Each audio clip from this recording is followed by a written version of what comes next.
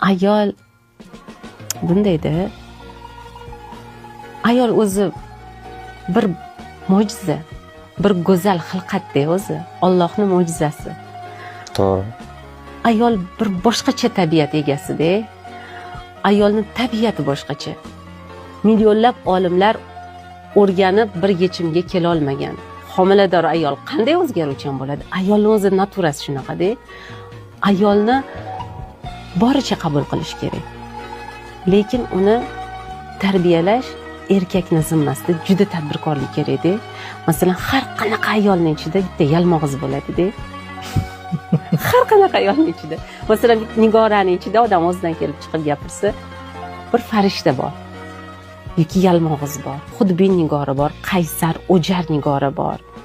Endi siz qaysi birini uyg'ota olishingizda-da, qaysi tilda gaplashsangiz, xuddi shu tilda gaplashaman-da. Ya'ni ayolga yaxshi gapirib, mehr berib, mehr va e'tibor sizni nima deydi, qurolingizda.